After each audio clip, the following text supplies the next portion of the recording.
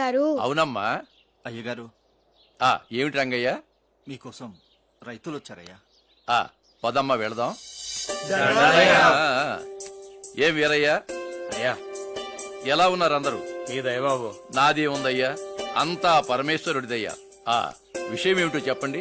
పోయిన ఏడాది వర్షాలు లేక కరువులు వస్తే ఈ ఏడేమో పంట చేతికి వచ్చేటప్పటికి వార్తలు వచ్చాయ్యా. ప్రకృతి వైపరీత్యాలకు మనం ఏం చేస్తాం బుచ్చయ్య? మీకు కావలసిన ధాన్యాన్ని మన గాదెల నుంచి తీసుకెళ్ళండి.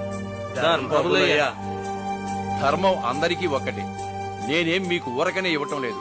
వచ్చే సంవత్సరం వడ్డీతో సహా తీసుకుంటాను, సరేనా? రంగయ్య, అయ్యా, వాళ్ళకి కావలసిన ధాన్యాన్ని ఇవ్వు. తాతగారు, ఏమ్మా? తాతగారు, మనకి బోల్డంత ఆస్తుంది కదా, పాపం వాళ్ళకి ఊరికనే ఇచ్చేయచ్చు కదా. ఇవ్వచ్చు తల్లి. కాకపోతే పని చేసేవాడు కూడా సోమరిపోతులా తయారవుతాడు. సోమరితనం అనేది అత్యంత ప్రమాదకరమైన వ్యసనం. ఏ ఋతు ధర్మం ఆ ఋతులోనే ఉంటుందని మీరే చెప్పారు కదా తాతగారు. మరి వర్షాకాలంలో వర్షాలు ఎందుకు పడట్లేదు? కలి ప్రభావం తల్లి. ధర్మం గాడి తప్పింది, ఋతువులు క్రమం తప్పాయి. అంటే మనిషి మనుగడకి మూలం ధర్మం. ఆ ధర్మానికి అనుగుణంగానే ప్రకృతి కూడా నడుస్తుంది. యుగ యుగానికి ధర్మం ఒక్కో పాదాన్ని కోల్పోతూ వచ్చింది.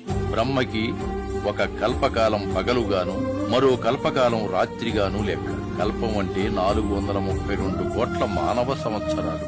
ఇందులో కృత, త్రేత, ద్వాపర, కలియుగాలున్నాయి. కృతయుగంలో 17,28,000 మానవ సంవత్సరాలు. ఇందులో ధర్మం 4 పాదాల నడిచింది. గాలిలో కాలుష్యం, మనుషుల్లో కల్మషం లేదు. మానవులు, దేవతలు కలిసే జీవించేవారట. సగటు మనిషి ఆయుష్ 1,00,000 సంవత్సరాలు. పొడవు 32 అడుగులు ఉండేవారట. తరువాతది త్రేతాయుగం, 12,96,000 సంవత్సరాలు. ఇందులో ధర్మం 3 పాదాలే నడిచింది. రావణాసురుడి రూపంలో చెడు పురుడు పోసుకుంది. దాంతో ధర్మానికి విఘాతం ఏర్పడింది. మనిషి ఆయుష్ 10,000 సంవత్సరాలకి, పొడవు 21 అడుగులకి తగ్గిపోయింది. తదుపరిది ద్వాపరయుగం, 8,64,000 సంవత్సరాలు. ఇందులో ధర్మం 2 పాదాలే నడిచింది. ఇందులో రాజ్యకాంక్ష, ఈర్ష్య, ద్వేషాలతో దాయాదులు, పోరు, యుద్ధాలు.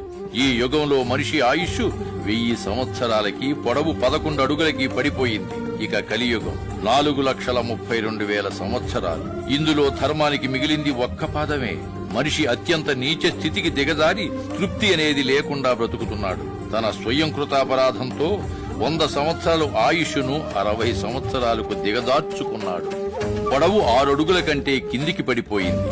అలా మనిషి యుగ యుగానికి తన ఆలోచనల్ని దిగజార్చుకుని ఈ నేలని పాపాల పుట్టగా మార్చి మొత్తానికి ఈ భూమి అంతరించిపోవడానికి తానే కారకుడవుతున్నాడు. అది అమ్మా జరిగింది.